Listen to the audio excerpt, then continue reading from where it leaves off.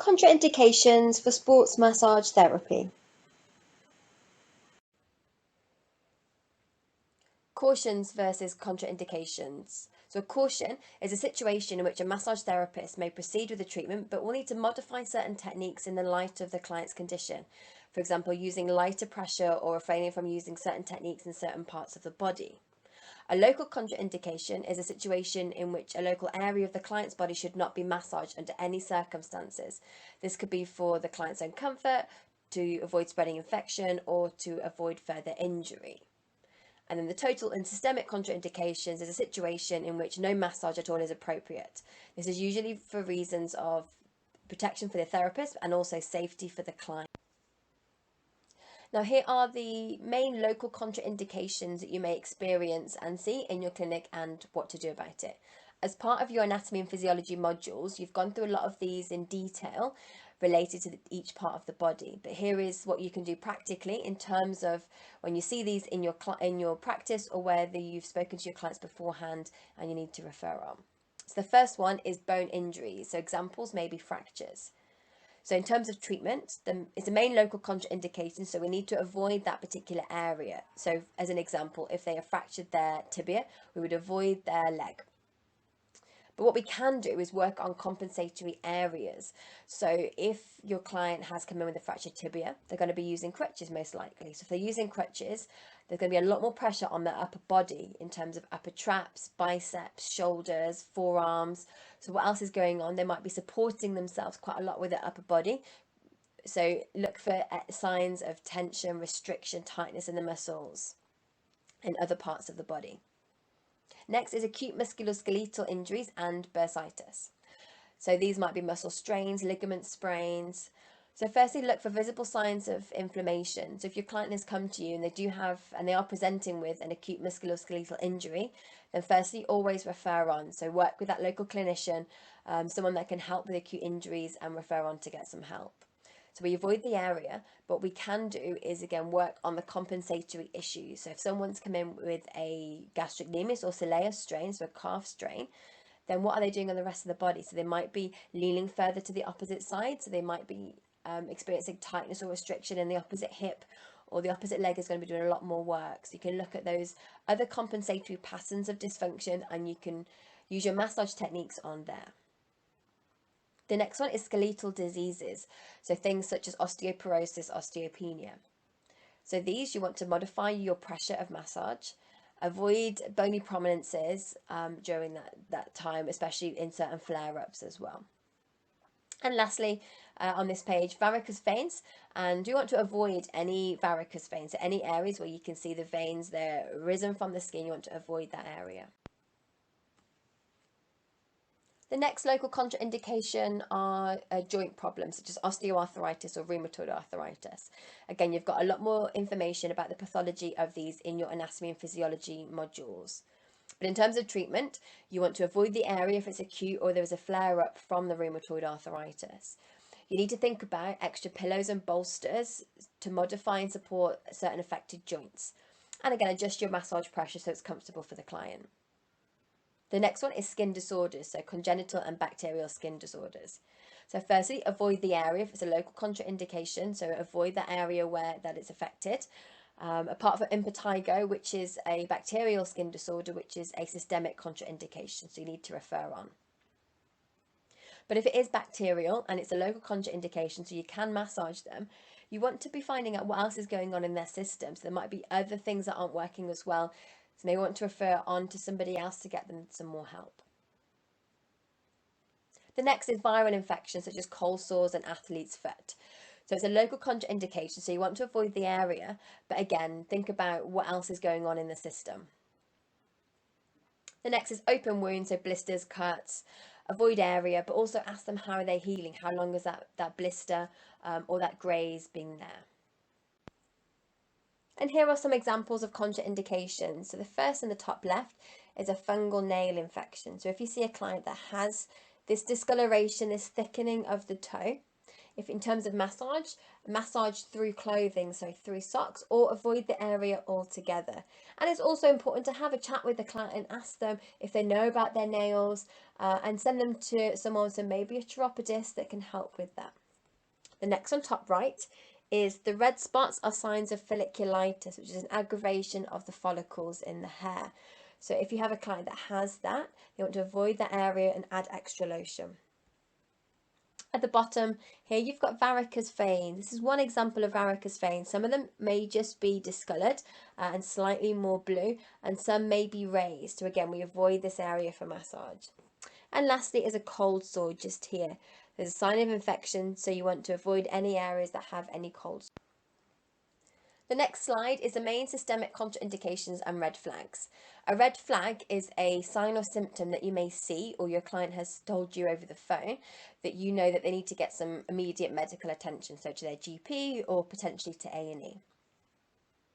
So in terms of main systemic contraindications, the first one is infectious diseases. So this covers things such as chickenpox, shingles, conjunctivitis, mumps, ringworm, tonsillitis. And these are very common, and it's not very common that your client will call up and book a massage in when they're experiencing any of these. But if they do, and they've told you any signs or symptoms, they may have a fever with this, with some of these, or just feeling under the weather, or a visible rash, then you need to get them referred back to their GP if they haven't already been, but you cannot massage them. It's a systemic contraindication. The next is under the influence of alcohol or drugs. Now, you may think this one is a strange one, but this can happen at sporting events, so running events or cycling events, where they finish their race and they have a few beers at the end and then want to come for a post-event massage.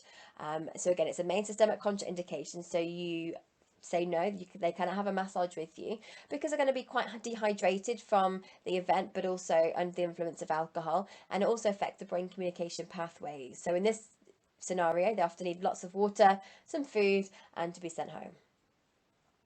The next is deep vein thrombosis, so DVT, or calf pain. So if you have a client that is experiencing some calf pain, if there's either a history of thrombosis in the family or within themselves, or there's no history of any injury, and the person may have just come off a long distance flight. So again, they need to go to, it's a red flag, they need to get emergency medical attention. So call their GP straight away or potentially go to A&E. The next is haemophilia and blood disorders. So haemophilia is where there's no clotting of the blood, and we've gone through this a lot more in the anatomy and physiology slides. But if there's no clotting, then in terms of healing time, that can take a lot longer, and we don't want to be affecting any healing in terms of what we do in massage. So it's a completely systemic contraindication. Bleeding. Very straightforward. If someone is bleeding, something has happened, they need to get some medical attention. So we do not want to be massaging that person. Fever.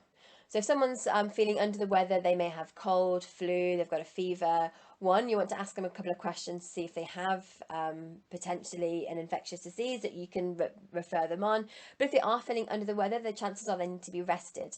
They don't need to be having a massage, so always refer on. The next is uncontrolled diabetes, and it's a question you need to ask on your consultation form. And the condition itself isn't a contraindication, but what is a systemic contraindication is if the condition is uncontrolled. So you want to have the chat with your client about the medication that they're taking, and to find out if they've been hypoglycemic or hyperglycemic quite recently.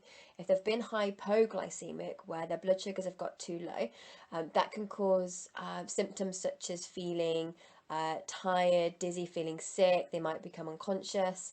Hyperglycemic, which is too much blood sugar, can cause tiredness, lethargy, extreme thirst, passing urination quite frequently. So have that chat with them first of all. Another thing that you want to be thinking about is the quality of their tissue. So if it's controlled diabetes and they've got good quality tissue and the circulation system is working well, then massage is absolutely fine. But if it's not, you want to check for changes in their tissues. You want to look for things like what the feet are. And there's something called diabetic neuropathy, where the nerve endings in the feet become damaged and they won't feel if they've had cuts or blisters or things like that. Alongside that is blood flow to the feet is also reduced, which creates poor healing. So if you're working with a client who is diabetic, find out about their feet and what's going on. The next one is uncontrolled hypertension. So hypertension is high blood pressure. And most of the time, most clients that are experiencing high blood pressure have had it controlled. They're taking the medication from their GP. But if it's uncontrolled, you need to get them to their GP as soon as they can. The next two are anything that's unexplained and undiagnosed in terms of lumps, swelling, bruising, edema, pain, or moles and sores that do not heal. So anything that you're not sure about and the client isn't sure about, have that question with them, get them referred on to their GP.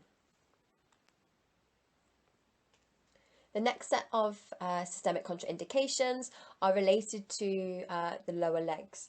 If your client has mentioned or experiencing pins and needles or numbness between the legs or around the pelvic region, a recent onset of bladder and bowel dysfunction, or major motor weakness and widespread or progressive motor weakness, these are absolute contraindications and can imply cauda equina compression. Now, cauda equina impression is where the nerves around the base of the pelvis, in an area called the cauda equina, can become compressed for whatever different reason. So if your client is experiencing any of those, they need to go to their GP as soon as possible or potentially to A&E. Another contraindication is any severe trauma, excluding fractures and dislocations. So if your client has been in a car accident, for example, they shouldn't be coming to see you. They should be going to the emergency to get emergency care from their GP or from the hospital. If they've had fractures and dislocations, then we can work on other areas of the body, but not on that particular area. And the last one, if the client is complaining of a very severe pain radiating down both legs, it doesn't change with movement in any way, send them to get some help, because again, that can relate to some cauda equina compression or issues with the nerves from the spinal cord. The next condition to discuss is hypermobility. Hypermobility is where joints have an increased range of movement due to a laxity of the ligaments and connective tissues around the joint. It's usually assessed by a series of tests called the Baton scale. And you might see clients that have hyperextension at the knee, hyperextension of the elbow, or drawing the thumb back to the forearm. Other conditions which are connected to hypermobility are Marfan's and Ehlers-Danlos syndrome. Clients with either of these disorders produce a faulty connective tissue substance, either fibroblasts, collagen, or ground substance. And this dysfunction causes the tissues to have limited tensegrity of the connective tissue, and which can't support the body's structure. So you might find that client can lift their skin quite freely away from their tissues. Clients with hypermobility may often complain with tightness in muscles, even though they have an excellent range of movement. Hypermobility and massage. Massage can have some really great effects on hypermobile clients. Benefits may be decreased tone of hypertonic muscles, improved proprioception, and decreased sensitivity and pain reduction. It's important to support the client's joints with appropriate bolstering and not take joints to end of range with techniques such as STR and METs. One note is that hypermobile clients may have decreased proprioception due to the laxity of the ligaments, and it's important to refer them to a qualified exercise professional to help them with movement re-education. These aren't contraindications, but you must get qualified to practice and work with these types of clients. So again, cancer can be very good in terms of massage, but you need to go through particular training to understand all the pathologies of cancer, the treatments, the medications. The next one is pregnancy, and again, similar thing, you want to make sure that you've got all the understanding of the anatomy and physiology during pregnancy, and as you know, we do a very good pregnancy massage course within Borough Education. And the last one is lymphedema, and this relates again to cancer massage, and you want to make sure that you're working with a lymphedema therapist, or you can go into training to become a lymphedema therapist where you'll be able to do lymphatic drainage massage, but then also do bandages and wrappings for lymphedema.